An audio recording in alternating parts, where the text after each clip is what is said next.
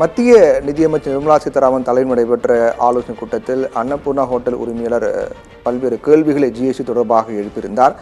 அதைத் தொடர்ந்து அந்த கேள்வி எழுப்பியது மிகப்பெரிய பேச்சு பொருளாக மாறியது. ஜிஎஸ்டியால் கம்ப்யூட்டரை திணறுகிறது என்றெல்லாம் தெரிவித்து ஜிஎஸ்டியால் ஏற்படக்கூடிய விளைவுகள் பிரச்சினை குறித்து மிக எளிதாக விளக்கி கூறினார். அதற்கு பிறகு அன்னபூர்ணா ஹோட்டல் உரிமையாளர் தனியாக அழைத்து மத்திய நிதியமைச்சர் நிர்மலா சீதாராமனிடம் பேசும்போது அவர் எழுந்து நின்று மன்னிப்பு கேட்டது தொடர்பான வீடியோ காட்சி வெளியாகி மிகப்பெரிய சர்ச்சையாக மாறியது. இந்த சம்பவத்திற்கு மக்களவை எதிர்க்கட்சி தலைவர் ராகுல் காந்தி கடும் கண்டனங்களை தெரிவித்திருந்தார். அதேபோன்று திமுக எம்பி கனிமொழியும் இந்த விவகாரத்தில் கடும் கண்டனங்களையும் எதிர்ப்பையும் பதிவு செய்திருந்தார். இது மிகப்பெரிய சர்ச்சையாக மாறியதை அடுத்து அன்னபூர்ணா ஸ்ரீனிவாசன் மன்னிப்பு கேட்ட வீடியோ வெளியான விவகாரம் தொடர்பாக பாஜகவினர் சிலருடைய செயலுக்காக மன்னிப்பு கோருகின்றேன் என்று தமிழக பாஜக தலைவர் அண்ணாமலை தெரிவித்திருக்கிறார்.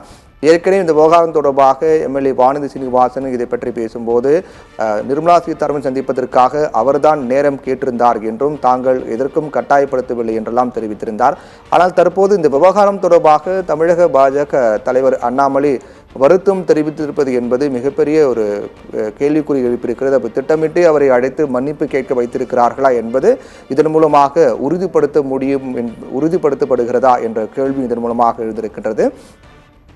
மிகப்பெரிய சர்ச்சையாக பார்க்கப்பட்ட இந்த விவகாரத்தை அடுத்து தமிழக பாஜக தலைவர் அண்ணாமலை வீடியோவாக வெளியிட்டு மன்னிப்பு கேட்டிருக்கிறார். பாஜக சில செய்யக்கூடிய இது போன்ற செயலுக்காக வருந்துகின்றேன் என்றும் இந்த விவகாரத்தை உரிய மரியாதையோடு முடித்து வைக்க அனைவரையும் கேட்டுக்கொள்கின்றேன் என்றும் தமிழக பாஜக தலைவர் அண்ணாமலை தெரிவித்திருக்கிறார். கோவை அன்னபூர்ணா ஸ்ரீனிவாசன் தமிழக வணிக சமூகத்தின் தூணாக இருக்கின்றார் என்றும் அவரை இது போன்ற செயல் ஈடுபடுத்தி என்பது சிலர் செய்யக்கூடிய அந்த செயல் மிகுந்த வருத்தம் அளிப்பதாகவும் அதற்கு மன்னிப்பு கேட்டுக்கொள்வதாக தமிழக பாஜக தலைவர் அண்ணாமலை மன்னிப்பு கேட்டிருக்கிறார்.